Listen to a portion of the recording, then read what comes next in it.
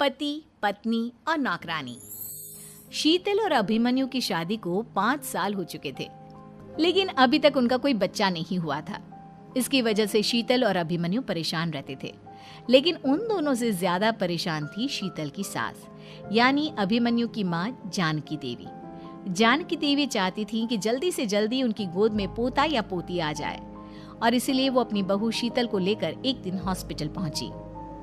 Doctor madam, जरा ठीक से चेक करके बताइए ना। कई बड़े बड़े डॉक्टर को दिखाया है, लेकिन मेरी बहू माँ ही नहीं बन पाती। मैंने शीतल को बहुत अच्छे से चेकअप किया है। देखिए, बात यह है कि शीतल के अंदर माँ बनने की कैपेसिटी नहीं है। ये आप क्या कह रही हैं डॉक्टर साहब? कोई तो इलाज होगा ना, कोई दवाई दे दीजिए। देखिए, कुछ प्रॉब्लम ऐसी होती है जिनका कोई ट्रीटमेंट नहीं होता। आई एम सॉरी टू से, लेकिन शीतल कभी माँ नहीं बन सकती, क्योंकि उसके यूट्रस में अंदर से ही कुछ प्रॉब्लम है। घर आने के बाद क्या हुआ माँ? कहाँ लेकर गई थी आप शीतल को? अरे कहाँ लेकर जाती, डॉक्टर मैडम के पास ले गई थी, लेकिन तेरी बीवी तो कभी माँ बन ही नहीं सकती। मम्मी जी, इसमें मेरी क्या गलती? अगर अंदर से कोई प्रॉब्लम है तो उसमें मैं भी कुछ नहीं कर सकती। जानती हूँ, ये बात डॉक्टर के मुंह से सुन चुकी हूँ। अब दोबारा मेरे सामने इस बात का गाना मत गा। अरे माँ, परेशान होने की जरूरत नहीं है, हम सोचते हैं ना कुछ। अरे क्या सोचेगा तू? जब डॉक्टर कह चुका है कि तेरी बीवी माँ नहीं बन सकती, तो बता क्या सोचेगा तू? कहाँ से लाएगा बच्चा? माँ, ये तो मैं भी नहीं जानता। अभिमन्यु, क्यों ना हम अनाथ आश्रम से एक बच्चा गोद ले आए? क्या फर्क पड़ता है बच्चा हमारा हो या गोद लिया हुआ? आई बड़ी बातें बनाने वाली। क्या फर्क पड़ता है? अरे क्यों फर्क नहीं पड़ता? मुझे इस वंश को आगे बढ़ाने के लिए मेरे बेटे का खून चाहिए, किसी दूसरे का नहीं। लेकिन माँ, आप जानती हैं कि ये अब पॉसिबल नहीं है। मैं कुछ नहीं जानती। मैं किसी पराये की औलाद को इस घर में अपना पोता या पोती बन के बढ़ता हुआ नहीं देख सकती। मेरा वंश मेरे बेटे के खून से ही आगे बढ़ेगा। लेकिन मम्मी जी, ऐसा कैसे हो पाएगा? आप अच्छी तरह जानती है ना, मेरा और अभिमन्यु का बच्चा नहीं हो सकता। तो मैं अपने बेटे की दूसरी शादी करवाऊंगी, और अपनी दूसरी बीवी से ये मुझे बच्चा पैदा करके देगा। ये आप क्या कह रही हैं माँ? मैं किसी और से शादी नहीं करने वाला। मेरे रहते हुए आप अभिमन्यु की शादी किसी और से करवाएंगी? मम्मी जी, आप ऐसा कैसे कर सकती हैं? तू बस देखती जा बहू, मैं ऐसा कैसे कर सकती हूँ। कुछ दिनों के बाद, अभिमन्यु, मैंने तेरे लिए लड़की ढूंढ ली है। माँ, मैं आपको कितनी बार समझाऊं? मुझे किसी से शादी नहीं करनी है। पहले मेरी बात सुन। ये जो चमेली है ना, हमारे घर में काम करने आती है, वो तुझसे शादी करने के लिए तैयार है। मम्मी जी, आप अभिमन्यु की शादी एक नौकरानी के साथ करवाएंगी? वो इसलिए क्योंकि चमेली दिखने में बहुत खूबसूरत है, बच्चा भी सुंदर ही होगा। मम्मी जी, लेकिन एक बच्चे के लिए अपने बेटे की शादी नौकरानी के साथ करवाना, क्या ये सही है?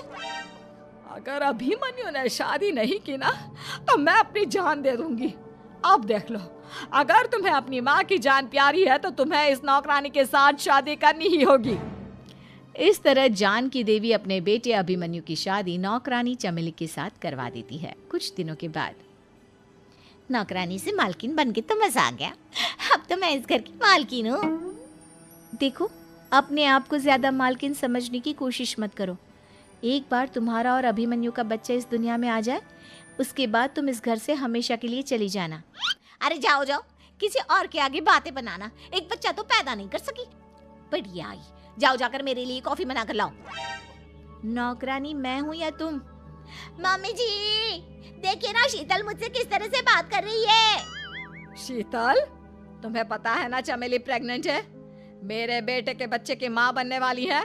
वो जैसा कहती है वैसा करो। लेकिन मम्मी जी, वो मुझे नौकरों की तरह ट्रीट कर रही है। अरे तो करेगी ना, वैसे भी बहू तुम हो किस काम की? एक बच्चा तो पैदा नहीं कर सकती। जाओ अब घर के सारे काम करो और चमेली को आराम करने दो। थैंक यू मम्मी जी, भगवान आपका भला करे। आप नहीं होती तो मैं नौकरानी से महारानी कैसे बनती। देखो, तुम्हें जो चाहिए सब मिलेगा।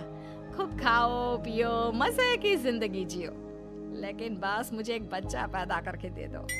कुछ दिनों के बाद, मम्मी, बच्चे के लिए आपने मेरी शादी चमेली के साथ करवा तो दी, लेकिन दिन और रात का चैन मिट गया है। सारा दिन शीतल और चमेली की बहस चलती रहती है। अब शीतल को इस घर में रखने से क्या होगा?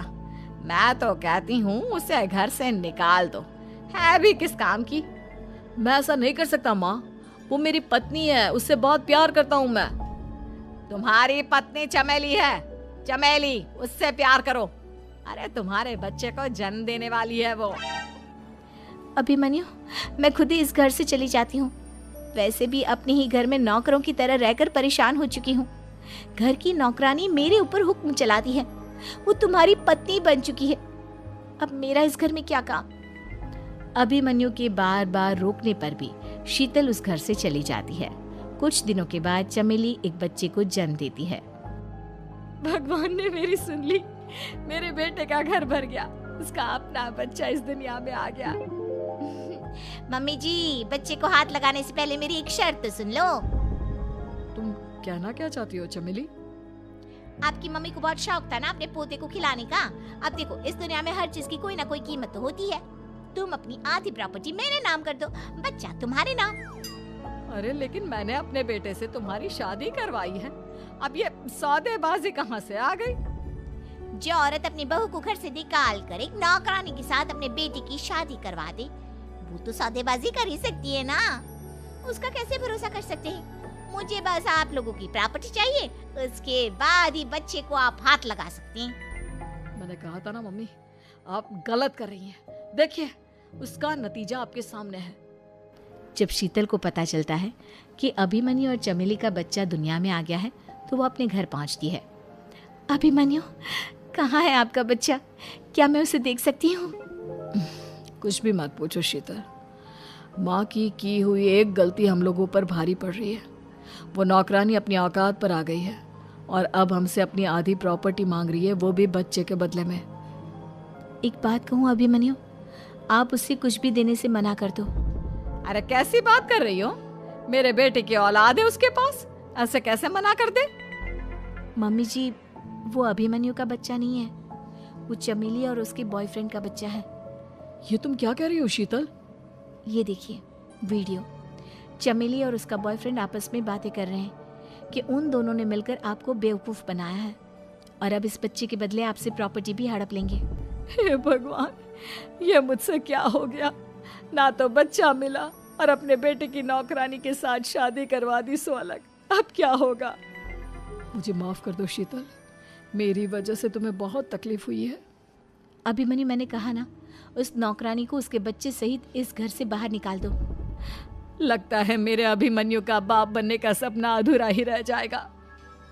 अभिमन्यु, अपनी मम्मी से कहो कि परेशान ना हो। आपको याद है एक बार हम एक IVF सेंटर गए थे, मैंने फिर से वहाँ जाकर बात की थी और आपको पता है इस बार मैं प्रेग्नेंट हूँ, क्योंकि हमने वहाँ पर प्रोसीजर करवाया था जिसकी वजह से मैं प्रेग्नेंट हो गई थी और इस बात का पता मुझे बस कुछ महीने पहले ही लगा है। हमारा बच्चा इस दुनिया में आने वाला है अभिमन्यु। मुझे माफ कर दो शीतल बहू, मुझसे बहुत बड़ी गलती हो गई। कोई बात नहीं माँ, लेकिन अब हमें उस धोखेबाज नौकरानी को इस घर से बाहर निकालना है और इस घर की मालकिन को वापस घर लाना है, वो भी अपने बच्चे के साथ। Thanks for watching. Like, subscribe, share, comment and press bell icon for future update.